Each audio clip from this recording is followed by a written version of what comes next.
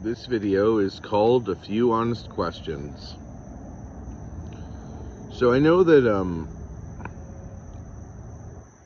you've got these two injunctions against me. And from my family side of things, it's sort of based on the idea that my desperate cries for help and my attempts to warn them of what I perceive to be a danger are absolutely too annoying, and they need to file legal action against me for that. Which, in and of itself, would make them awful people. They're supposed to be my family, but they would be within their rights to do that, right? But my question is,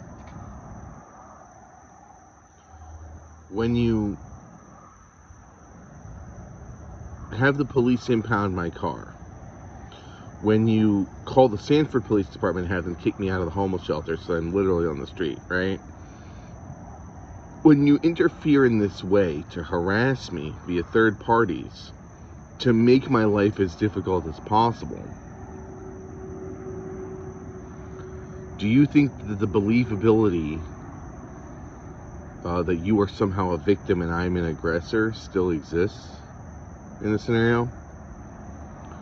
From the Gabby end of things, you decided to give me the silent treatment after creating a scenario where it looked like you were in danger, which is shitty, and you decided to, ignore clearly I was very confused about what was going on. It took me 9 months to piece together the whole situation, but, you decided not to clear that up, which was within your right. But the whole, calling me a chomo to everybody, telling my brother that I'm struggling with attraction to minors, which is not a thing. I would say I was struggling with trying to be attracted to you, Gabby, because you made everything fucking weird all the time. Yeah, I guess what I'm saying is we are going into court. There are 2 court dates. The first one is in less than 2 weeks, and it's for the situation with Gabby and the Galozes. And a lot of this is going to be very, very obvious and apparent when I get into that courtroom who the victim and who the aggressor is, right? The menacing messages on Reddit telling me you hope I find another Uber Eats, the fucking hitman thing. This is all going to be brought up. You understand that? But then my family, the email from my mom tonight alleging that you have never alleged that I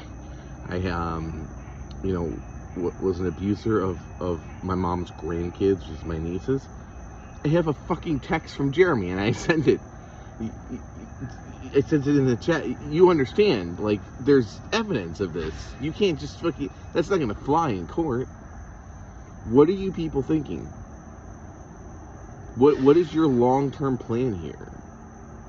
When I get in that courtroom and I demonstrate the absolute shitlordness that you have engaged in, what do you think is going to happen?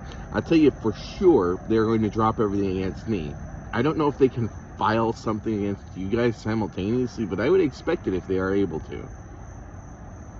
And lastly, Gabby, you have that sort of high school catty mentality. So you know all about reputation. So you mentioned, which I still think is bullshit, that you've had 2 boyfriends. You destroyed Robert's life. You destroyed my life. Granted, Robert had some circumstances that maybe were a little different than mine, right? But I was a fucking Boy Scout, basically, and you fucking destroyed my life because you were done with me, and you were angry because the other guy you were seeing dumped you. And you somehow made that my fault. When you get this reputation, who is even going to be, want to even talk to you? People will be frightened to even engage with you in any way because you're a fucking monstrous psychopath, Gabby. What are you thinking? And you and my brother, I'm telling you, Gabby, I'm just throwing this out there. It is a little weird to say, but if things don't work out with my brother and Shannon Kelly, which they shouldn't because she's a school teacher, when she realizes what he did to his own kids, with, you know, in regards to cover up for Todd to save his own ass, she'll dump him. But really, Gabby, you should consider Jeremy, because you're both psychopaths, both clearly okay with that dynamic. Have a fucking blast with each other. I hope you guys are the best of friends, maybe even more than friends.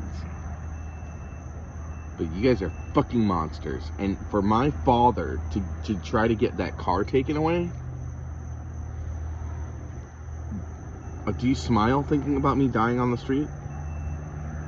Does it warm your heart to think that I'm crawling on my knees on the cement, begging for mercy? Did you think about what might be happening to me in that jail you sent me to? I have a hard time understanding people who take the joy in the suffering of others, regardless of who the other person is, who enjoy the suffering of others. But that's all of you. That's all I had to say. This is a matter of the wheels of justice turn slowly. I don't know what the situation is with my mom. I can't worry about it right now. I've got my own shit to worry about. But Mom, if you're out there and you're not a fucking asshole like these people, I will speak with you again. Rest assured.